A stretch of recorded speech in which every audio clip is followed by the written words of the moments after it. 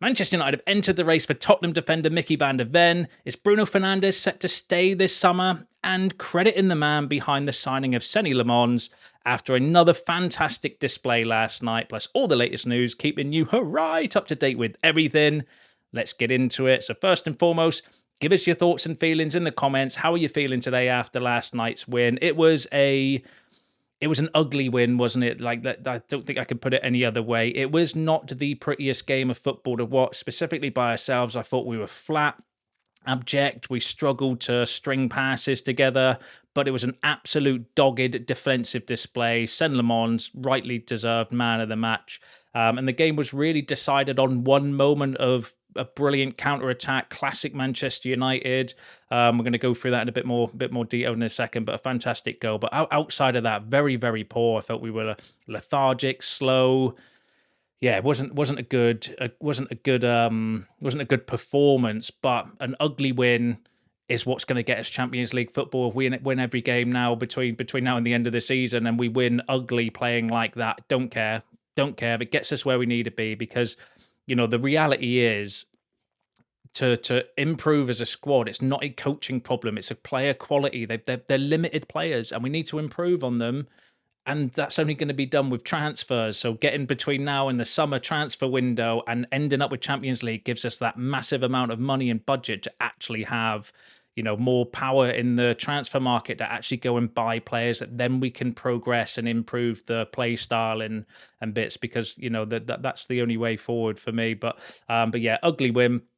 But a win is a win. I'm happy today. I can forget the performance and just think about the moments of the Senne Lammens display and that goal, brilliant goal, and fair play to Benjamin Šeško and Cunha and all involved in that goal. Absolute classic Man United counter-attack. But there were a few concerns.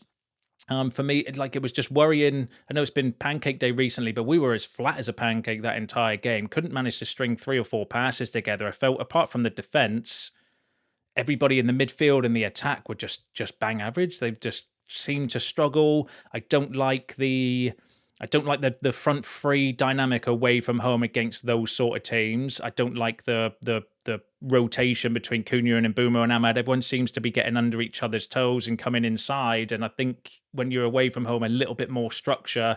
And there's an argument to say that Šeško should be starting in tough away games, just to give us that focal point and that outlet. And we can string things around Šeško, I think. I think there's an argument to say. And that is, I suppose, the worry about Michael Carrick, because I think there's 2 ways of looking at Michael Carrick right now. Is the first set of lenses, if you look at it, is what his actual job is to do, is come in, interim coach, get Champions League football. And to get Champions League football, we just need to win games. And it doesn't matter. He's not getting style points of, how we win these games. It's just 3 points, move on to the next one. Do what we need to do in that game, get the win, move on. And so far, Michael Carrick is doing a very, very good job at doing that. And then the second lens, I think, of looking at Michael Carrick is if you're looking more for, his sort of audition for the job permanently, and that's where you can be a little bit concerned about a few team selections and a few little bits and pieces. But ultimately, maybe his game plan is away from home, is we're just going to absolutely not concede a goal and bring Šeško on for the last 10-20 minutes and score a winner and get a scrappy 1-0 away win, because guess what? We've won titles doing that before, so it's not the worst idea. And as I mentioned earlier, we don't necessarily have the players or the quality of players to play any other style of football at the moment until we get to the transfer market. So he's doing what he's got with the tools available, I think. But yeah, overall, win is a win. I'm happy about it. Not necessarily happy with the performance. That's not a game I'm going to ever want to remember again, apart from the goal. Let's talk about the goal. Fantastic. Firstly, shout out to Cunha for making the block on Garner to start with, which resulted in the throw-in that we then won the ball back, because without his work rate and effort, which I thought was really, really impressive in this, specifically in the second half. Fantastic bit of defending firstly from Cunha, and then the ball goes out. Shaw wins the header, goes to Šeško, who actually starts the move. Classic Man United counter-attack. Back to Cunha, long ball to Mbeumo. Fantastic pass from Mbeumo as well. That was just absolutely weighted perfectly for, for Šeško to show his pace and his power and, his calmness in front of goal to finish that one. Absolutely classic United counter-attack goal. Reminded me a little bit of like the Arsenal goal away at Highbury all those years ago, but more for me, the Berbatov one. Do you remember the Berbatov one? Because that started down in that corner of the pitch where I think Berbatov plays a 1-2. Pings the ball out to, I think it's Nani, and then gets on the end of the ball into the box. It sort of reminded me a little bit of that. Just an absolutely classic goal. And it was the only moment of quality that we produced in the game, which is the worry, because everything else just fell apart. We get the ball forward, and Bruno would give it away, or we'd run into a player. It was just not happening for the midfield and for the forwards. And the one thing that I did actually observe, which was a little bit concerning, well, not concerning, but was highlighted last night, was the lack of squad depth was evident, because when Casemiro was having such a bad game, I thought he was having a really bad game on the ball, and you're thinking, God, I'd take him off and make a sub, but then in the back of my mind, I'm thinking, but the player to bring on is Ugarte, and Ugarte is probably worse than a bad Casemiro, so you've got to keep Casemiro on, even though he's playing particularly bad, because and that's a really eye-opening sort of around the depth in the squad. Or you're thinking, well, can we put some legs on at left back and maybe give them something to think about? Dorgu's injured. Obviously, Martinez being out injured was maybe impacted us being able to play out from the back and control the game a little bit better. Not that I think Lenny Yora did a bad job defensively, but he did look nervy on the ball at the beginning of the game. And, Dallo actually, to his credit, had a good game. But I felt the midfield and the forwards just weren't at the races at all. I just felt they were all had an off day, apart from that one moment of quality, which is ultimately what got us the win. But what also got us the win was Senne Lammens. How good was he? Absolutely outstanding display. And can I just say, I agree with everybody in the comments that's going to say around the bullshittery around corner kicks. Like, can we please do something to stop that? Because it is not football. Watching what is effectively becoming a rugby scrum on the goalkeeper's toes every single corner kick is not football.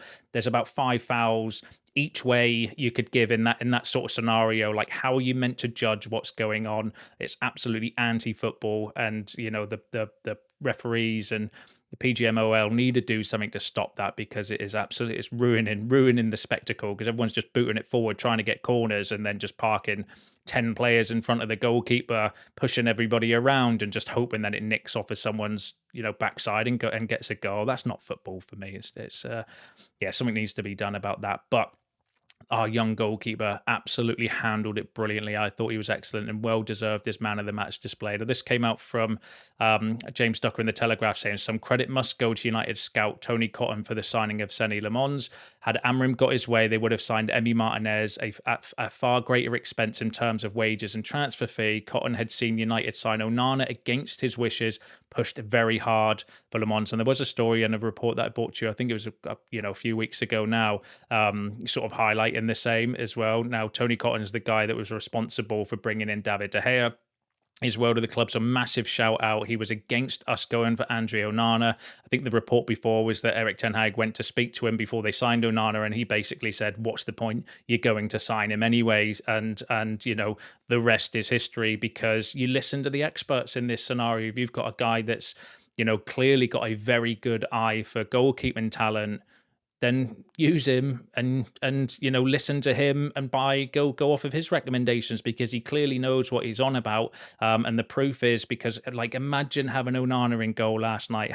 That would have been like it was nervy at the end of the game with all the corners, and you kind of felt that something was coming. But then on the flip side of that, I actually wasn't as nervous as I felt I should have been, because Lammens just gives you that confidence. And I remember going all the way back to his debut against Sunderland, that moment when he came out and caught the cross from that player, there was just a sigh of relief from probably about every single United fan. And it's continued since then, like an absolutely outstanding. You forget he's 23 years old, not even got big club experience, let alone being Man United's number one.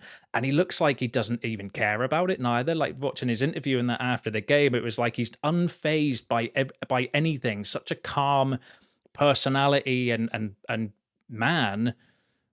And it's infectious on the pitch as well, like absolutely outstanding. So shout out to Tony Cotton, and praise and credit's got to be given where it's due for and for the club as well, to actually listen to their scouts for once, instead of going to them afterwards and saying, what do you think about Onana? And he's like, well, I don't rate him, but you're going to sign him anyway. So what's the point? Like that's embarrassing for the club, but it's not the first, and not the first time that happened under the previous regime. But I'm glad that it might be the last time, and we need to start listening to these sort of people. And just to highlight it as well, Senne Lammens has prevented more goals than any Premier League goalkeeper since his Man United debut. That's come from Opta analysts as well. So shout out to Lammens. He's a fantastic, and he's only 23, which in terms of goalkeeper age is a baby.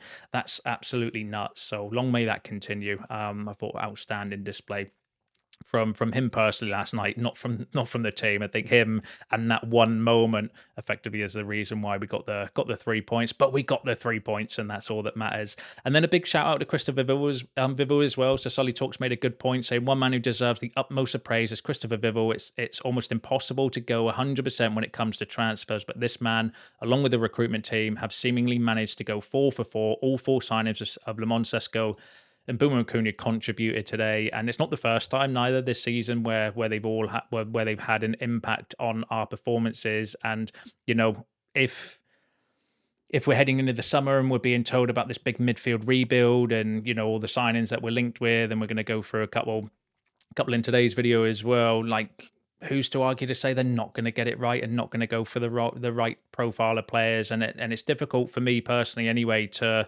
come away from what's happened in the past, because we have been so bad at recruitment and so bad at buying players. But as mentioned in the Lammens story, maybe the reason for that is because we've been ignoring the experts, and Christopher Vivell is seen as one of the best transfer experts around. We've now got the data analyst, which is meant to be really good, and one of the best around now as well. Maybe we're going to get this right, because if we do get this summer right, then I think we could be on to something with the forwards and the way the recruitment has been going. It's just we need the money, so we need Champions League football. So getting scrappy 1-0 away wins is the road to doing that. I'm taking it all day long, but then also listening to the experts and letting these people do their jobs, because clearly they some of them know what they're doing anyway, and that can be a positive going forward. But we'll see how it all plays out. Now, going to transfers, Liverpool and Manchester United are closely monitoring the situation surrounding Tottenham Hotspur defender Micky van de Ven, with the Dutch international open to leaving the North London club this summer. Although they've stepped back from that pursuit previously, the Reds are actively seeking defensive reinforcements this summer and view him as high on their list of target. Now, that's come from Fraser Fletcher, who is not somebody that I've ever felt was credible, but so maybe one that we do need to take with a pinch of salt. Not the first time though we've been linked with Van de Ven. It did say in the report though Tottenham would be looking for like £100 million. I don't think even if we get Champions League football, we're going to have those sort of resources available to go and get Micky van de Ven.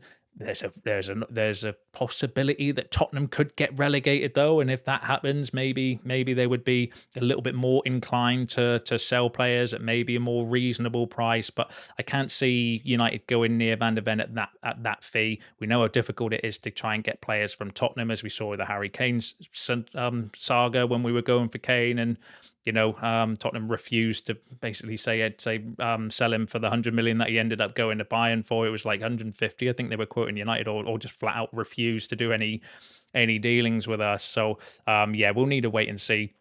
I'd want to see a bit more credibility than Fraser Fletcher, than where that particular story is coming from. And definitely with this one as well, because Indy Clear said the same thing as well. No, I'm not on the Indy Clear bandwagon, saying serious discussions about Micky van de Ven's future are now in progress, with the Dutch defender reportedly unhappy at Tottenham. Liverpool was his top choice initially, but Manchester United have stepped in and are actively negotiating for his signature. So there's a couple of places suggesting that maybe we would be making a move for Micky van de Ven. And if you want to help ease a lot of our problems that we have against the low block, then I do think getting defenders that have pace to stop counter-attacks is one way around that. And Micky van de Ven's probably one of the has he not clocked the fastest speed in the Premier League or something for a centre-half, which is insane. So I don't think you could. It's not a bad shout, just not for that price. And I'd want to see a bit more credibility personally than when that story's coming from. But interesting options. We'll see how it plays out. Could go on to develop, could get a few more links, or it's going to disappear like a fart in the wind, and or it'll end up at Liverpool, because Liverpool like spending £100 million now on players, don't they? So maybe it's one of those where they're agent story, link United, put his name out there, get Liverpool to pay more money. Maybe it's something like that, but we'll see. Now, the other story I wanted to go on, the next story, sorry, I wanted to go through for is regarding Bruno Fernandes. So this is coming out from Steve Bates saying that Manchester United expect to fend off big Saudi interest in Bruno Fernandes again this summer, but it's believed that Old Trafford captain has different plans. Sources close to Fernandes say he's certain to stay at the club if they clinch Champions League football next season. Fernandes is said to be as upbeat and positive as he's been for some time at United, having formed a close working relationship with interim coach Michael Carrick. Now that's interesting because if we do get Champions League, maybe that does, make Bruno Fernandes's decision. But I'm wondering off of that, would the manager make Bruno Fernandes think again, depending on who we get as the permanent head coach or the permanent manager or whatever we're calling them now? I'm not entirely convinced. I think more realistically, Champions League football. Bruno's at that age now where time's ticking away from him, unfortunately. And we do have to have a conversation around Bruno and, what we do going forward. But what will be with Bruno. Ultimately, it's all in his hands. He's got a release clause. So if a team from Europe come in, then he's got that release clause. He can go. If Saudi come in and make a big, eye-watering offer like they did last summer, I'm sure United would entertain it if it's down to Bruno. But we'll wait and see. But according to that report, more likely to stay if we get Champions League football. So, and that's another, reason why it is so important because, Bruno Fernandes is I think, irreplaceable. Although there's an argument to say we've already got replacements in the squad. I think Cunha could do a job in the 10 and, maybe Dorgy Best when he's back can play on the on the right, or we go for another signing like a Diamande, for example, to play on the left wing position. Dorgy Best there. Just on Dorgy Best, there's been an update from the Athletic saying he's not due back, because there was a report from Solly Talk saying that he's back in training. There's been photos of him in training, but the Athletic have been saying that more likely going to be April. They're not going to rush him back. Basically, they want to give him as much time as he needs, so he's not rushing back and potentially getting injured again. So could be still a few more weeks till we see Dorgy Best back in the team. But the player I just mentioned there that we are looking for, if we are going to go for a left winger, is Diamande. Mike McGrath, who's good, said that Diamande is expected to command at least £80 million in the market. Man United, Tottenham, Liverpool, and Bayern Munich are all interested. So again, this is going to be one that's going to be largely talked about. Does seem to be the favorite of who we are looking for if we are going to go for another left winger. He can play on the right actually. So a forward, another winger, and I think he would be a good signing as well to someone that can help us against the low blocks. Because the one thing I did notice last night, the lack of you need someone to take a player on and make some space, and someone like Diamande is absolutely outstanding at doing that. Yes, he's young, it's going to be expensive, going to be competition, so we'll have to wait and see. But at the moment, Diamande is probably the top target for the wing position if we do decide to strengthen that in the summer. Give us your thoughts though on that in the comments down below, as I'm sure that you will. Now, there's been another midfielder linked to add to the ever-growing list of midfielders linked to Manchester United. So with United already losing Casemiro this summer, they can't afford to see Fernandes leave as well. United's recruitment team are assessing potential targets to help replace Casemiro and have been impressed with Forest's Ivory Coast star Ibrahim Sangare as a player who can bolster defensive midfield. So this is in the same report from Steve Bates when he was talking about Bruno Fernandes before, saying that, that potentially Ibrahim Sangare from Nottingham Forest, that'll be a turn up for the books, wouldn't it, if we end up getting Sangare and not Elliot Anderson after spending 6-7 months continuously talking about Elliot Anderson. I don't know. I'm not sure about this one. I mean, maybe it could be one of those smart signings that the data team are looking at and the scouts are looking at, and, could be one of those. He's a little bit older than what we're normally looking for, 28 years of age. In terms of comparison, though, to Casemiro, quite similar in terms of their play style, in terms of duel winning and possession one. Casemiro's stands out like an absolute sore thumb against any midfielder, though. That's his main strength. But in terms of duel percentages, look, they're very close. Sangare's very close in terms of winning possession, progressive passes. Casemiro's better, but again, Sangare a little bit closer, makes more forward passes though. So in terms of their sort of pie chart, look, they do look very similar in their profiles. So maybe it is one that they would look at and say, well, actually could be cheaper, can stylistically fits a little bit more like Casemiro. I'm not entirely convinced. Out of all the midfielders that we've been linked in, and there's plenty of those. It must be up to 40 odd now for anyone that's been keeping count. I lost count at about 30, but there must be about 40 odd midfielders that we are linked with now. Then would he be top of my list? Probably not. probably not, but we'll pay attention to it and see how it plays out. And then the final story I've got for you is just regarding Rashford, saying that Barcelona director Deco has held talks with Marcus Rashford's agent to push for a permanent transfer deal. United are refusing to negotiate or activate his existing £26 million buy option. So apparently there's been a meeting between Rashford and Deco as they start talks around, but obviously his salary and contract, but United are still not going to budge on their £26 million asking price. And I like that. I like that approach. We do need to stand firm because that gives us a lot of wiggle room in the transfer market, homegrown profit, all of that for Zaza when it comes to Rashford. So maybe we'll hear a little bit more regarding that in the next few weeks as we head into hopefully what's going to be a busy summer transfer window. But give us your thoughts and feelings on that in the comments down below, as I'm sure you will. Give us your thoughts on all the other topics discussed in today's video. That's you all up to date with the latest news and transfer updates. Don't forget, smash that like button, hype the video, subscribe if you're new. See you in the next one.